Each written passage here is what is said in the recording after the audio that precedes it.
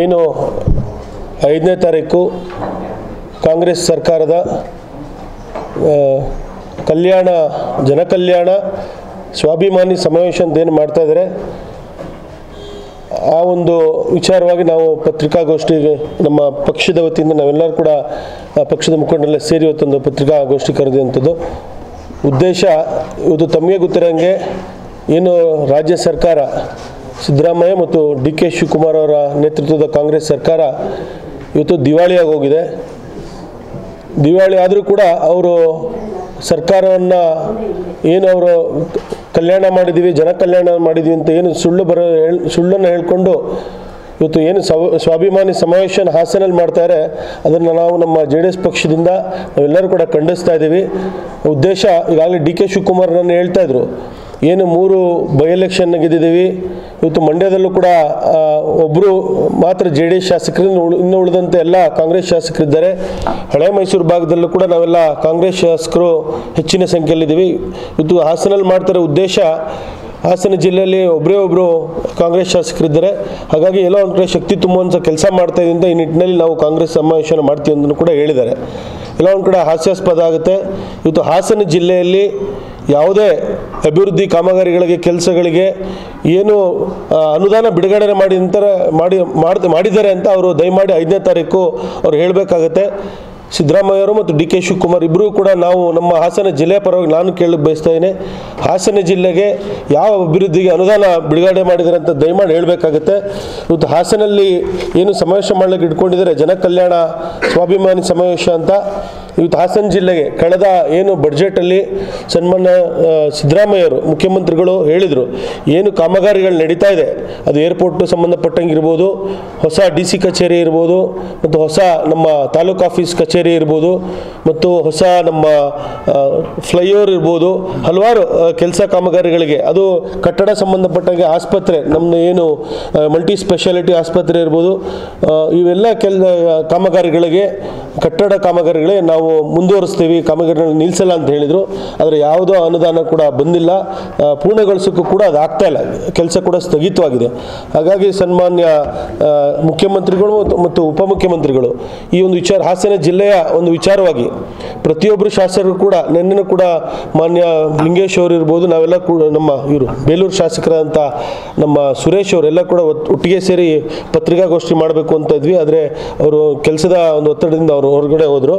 ಹಾಗಾಗಿ ನಮ್ಮ ಎಲ್ಲ ಇವತ್ತು ನಾನೊಬ್ಬ JDS ಶಾಸಕ ಅಂತ ಹೇಳ್ತಾ ಇಲ್ಲ, ಕಾಂಗ್ರೆಸ್ ಶಾಸಕರು ಕೂಡ ಎಲ್ಲೋ ಒಂದು ಕಡೆ ಅಸಮಾಧಾನದಲ್ಲಿದ್ದಾರೆ. ಯಾಕೆಂದರೆ ಪ್ರತಿಯೊಂದು ಕ್ಷೇತ್ರದಲ್ಲೂ ಆಯಾ ಶಾಸಕರ ಕ್ಷೇತ್ರದಲ್ಲಿ ಒಂದು ಬಿಡುಗಾಸು ಕೂಡ ಅನುದಾನ ಬಿಡುಗಡೆ ಆಗಿಲ್ಲ. ನಮಗೂ ಕೂಡ ಎಲ್ಲ ಒಂದು ಕಡೆ ನೋವು, ಯಾಕೆಂದರೆ ನಾವು ಕೂಡ ಶಾಸಕರು ಯುವಕರಿರ್ತೀವಿ, ನಾವು ಕೂಡ ಕೆಲಸ ಮಾಡೋಂಥ ಹುಮ್ಮಸ್ಸಿಂದ ಬಂದರೂ ಕೂಡ ನಮ್ಮ ಏನು ಶಾಸಕರ ನಿಧಿ ಅನುದಾನ ಅದು ಕೂಡ 1 ಕೋಟಿ ಬಂದಿದೆ. ಈ ಒಂದು ವರ್ಷದಲ್ಲಿ 1 ಕೋಟಿ ಕೊಟ್ಟಿದ್ದಾರೆ.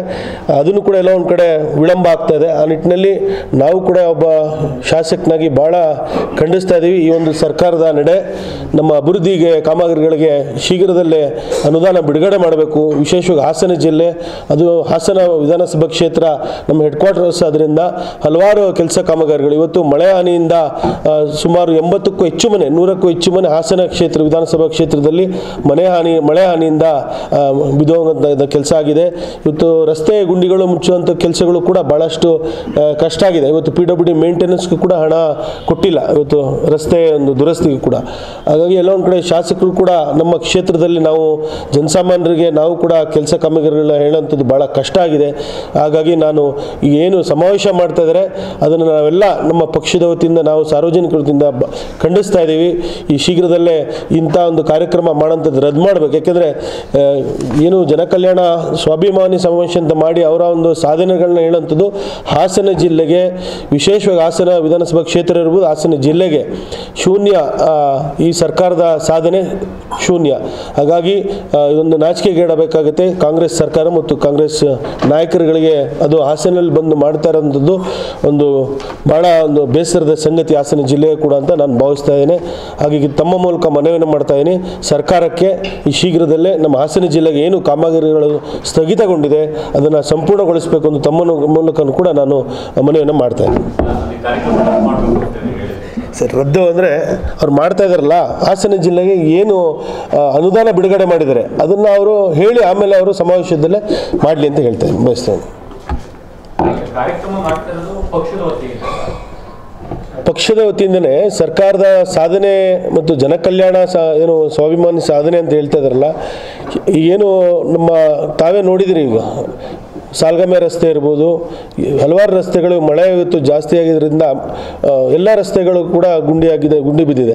ಏನೋ ಒಂದು ಕಡೆ ಅನುದಾನ ಮೇಂಟೆನೆನ್ಸ್ಗೆ PWD ಇರ್ಬೋದು, ಸಂಬಂಧಪಟ್ಟ ಜಿಲ್ಲಾ ಪಂಚಾಯತ್ ರಸ್ತೆಗಳಿರ್ಬೋದು, ಅನುದಾನದ ಕೊರತೆಯಿಂದ ಎಲ್ಲೂ ಕೂಡ ಕೆಲಸ ಕಾಮಗಾರಿಗಳು ನಡೀತಾ ಇಲ್ಲ. ತಾವೇ ನೋಡ್ತಾ ಇದ್ದೀರಿ, ಇವತ್ತಾಗಲೇ 100ಕ್ಕೂ ಹೆಚ್ಚು ಮನೆಗಳು ಈ ಮಳೆಯಿಂದ, ನಿನ್ನೆನೂ ಕೂಡ ಮಳೆ ತುಂಬ ಜಾಸ್ತಿ ಆಗ್ತಾಯಿದೆ. ಇವತ್ತು ಫ್ಲಡ್ಡು ಮತ್ತೊಂದು ನಮ್ಮ ಹಾಸನ ಜಿಲ್ಲೆಯಲ್ಲಿ ಭಾಳಷ್ಟು ನಷ್ಟ ಆಗಿದೆ. ಇವತ್ತು ಶಾಲಾ ಸ್ಕೂಲ್ಗಳಿಗಂತೂ ತಾವು ನೋಡೋಂಗೇ ಇಲ್ಲ. ಗೌರ್ಮೆಂಟ್ ಸ್ಕೂಲ್ಗಳಿಗೆ ನಿನ್ನೆನೂ ಕೂಡ ಆಡವಳ್ಳಿ ಸ್ಕೂಲ್ ಸಂಪೂರ್ಣವಾಗಿ ಕಟ್ಟಡ ಬಿದೋಗಂಗಾಗಿದೆ. ಅಲ್ಲಿ ಒಳ್ಳೆ ಸ್ಟ್ರೆಂತ್ ಕೂಡ ಮಕ್ಕಳು ಕೂಡ ಇದ್ದಾರೆ ನಗರ ಭಾಗದಲ್ಲಿರೋಂಥ ಶಾಲೆಗಳಿಗೆ. ಈಗ ನಾವು ವೈಯಕ್ತಿಕವಾಗಿ ನಾನು ಈಗ ನಿನ್ನೆ ಶಾಸಕರ ನಿಧಿಯಿಂದ 5 ಲಕ್ಷ ಮತ್ತು ಜಿಲ್ಲಾ ಪಂಚಾಯತ್ 5 ಲಕ್ಷ ಹಾಕಿದ್ದೀವಿ. ಆದರೆ ಒಂದು ಕೊಠಡಿಗೆ 14 ಲಕ್ಷ ಬೇಕಾಗುತ್ತೆ. ಎಲ್ಲ ಒಂದು ಕಡೆ 4 ಲಕ್ಷ ನಮ್ಮ ಸ್ವಂತ ಖರ್ಚಿನಿಂದ ನಾವು ಕೆಲಸ ಕಾಮಗಾರಿಗಳನ್ನ ಚಿಕ್ಕ ಪುಟ್ಟ ಕೆಲಸಗಳನ್ನ ಮಾಡೋಂಥ ಕೆಲಸ ಆಗಿದೆ. ಹಾಗಾಗಿ ಭಾಳಷ್ಟು ಶಾಲಾ ನಮ್ಮ ಹಾಸನ ವಿಧಾನಸಭಾ ಕ್ಷೇತ್ರದಲ್ಲಿ ವಿಶೇಷವಾಗಿ ನಮ್ಮ ಎಲ್ಲ ನಗರಕ್ಕೆ ಸಂಬಂಧಪಟ್ಟಂಗೆ ಎಲ್ಲ ಇದು ಹಳ್ಳಿಗಳು ಸೇರಿಕೊಂಡಿದೆ. ಹಾಗಾಗಿ ಎಲ್ಲ ಇದು ಕೂಡ ನಮ್ಮಲ್ಲಿ ಶಾಲಾ ಕಾಲೇಜುಗಳಿಗೆ ಭಾಳಷ್ಟು ಅನುದಾನ ಕೂಡ ಬೇಕಾಗಿದೆ. ಹಾಗೆ ಎಲ್ಲ ಒಂದು ಕಡೆ ತಾವೇ ನೋಡ್ತಾ ಇದ್ದೀರಿ. ನಾಳೆ ಮಾಧ್ಯಮದವರು ತಾವು ಕೂಡ ದಯಮಾಡಿ ಇದನ್ನು ನೀವು ಕೇಳಬೇಕು ಅವ್ರಿಗೆ, ಹಾಸನ ಜಿಲ್ಲೆಗೆ ಏನು ಅನುದಾನ ಕೊಟ್ಟಿದ್ದೀರಾ ಅಂತ.